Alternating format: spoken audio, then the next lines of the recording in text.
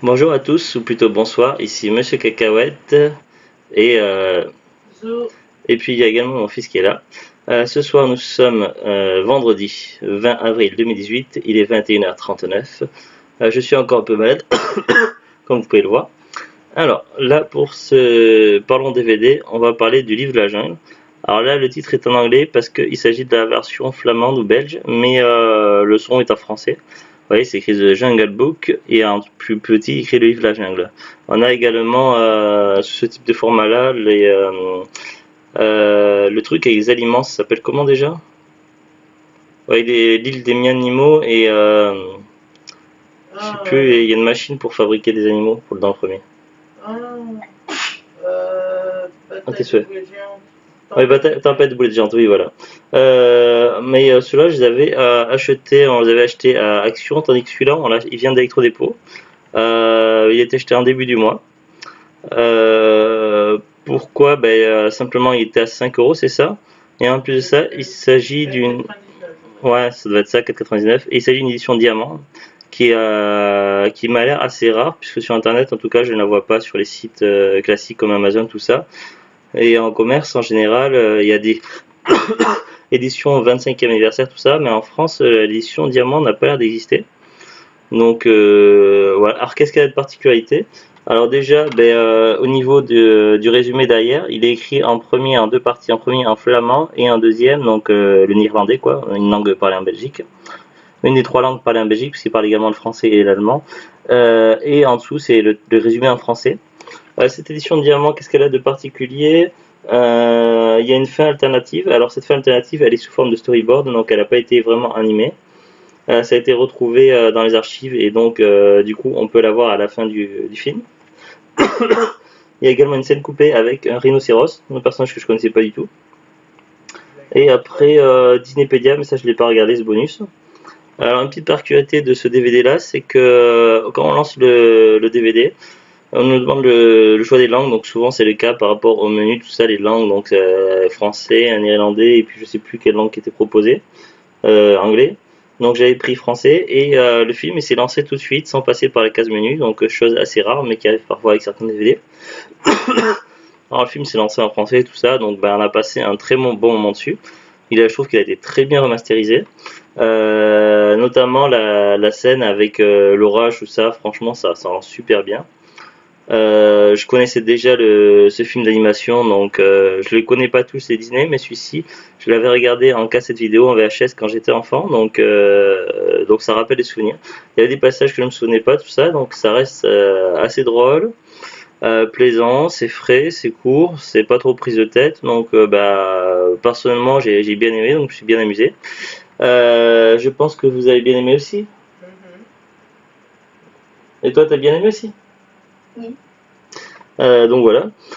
Après, quoi d'autre par rapport à ça? Donc la date de sortie. Je vois un copyright 2013, mais à mon avis c'est plus vieux que ça. Alors, je Oh sais oui, c'est plus. beaucoup plus vieux, hein. Je sais plus si dans les années 70 ou 80, mais il est assez vieux.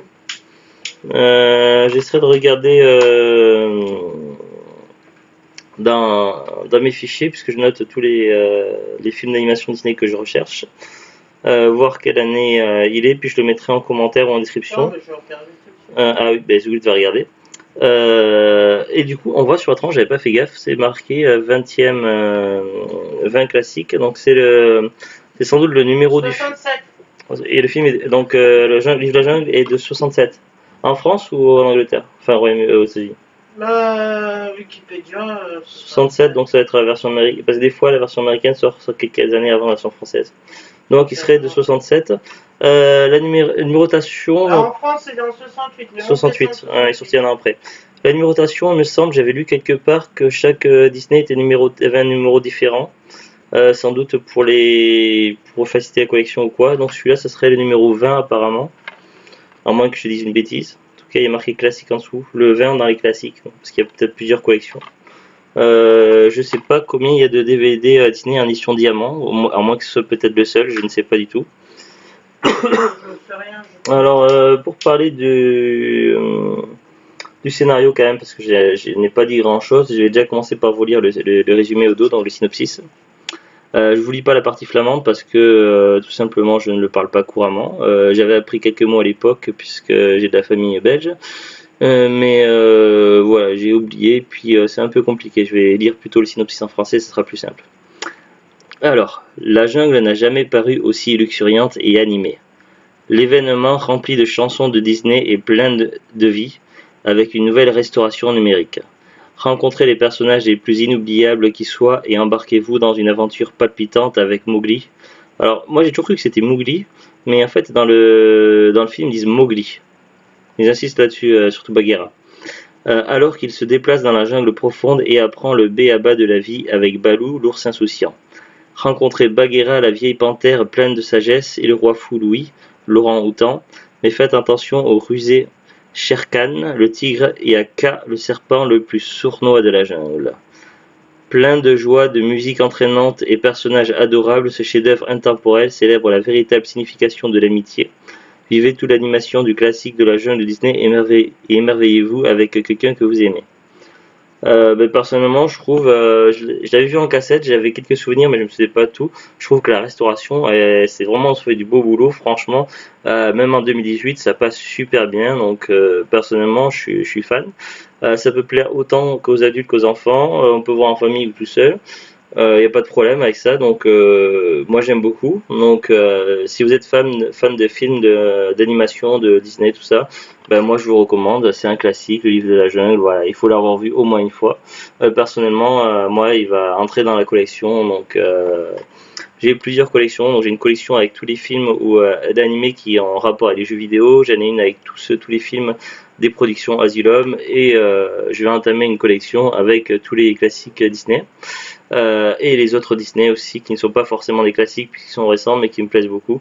Alors je ne tiens pas en compte de tout ce qui est Marvel et Star Wars puisque c'est des licences qui ont été achetées par Disney mais pas qui ont été créées par Disney, donc pour moi ça n'a rien à voir.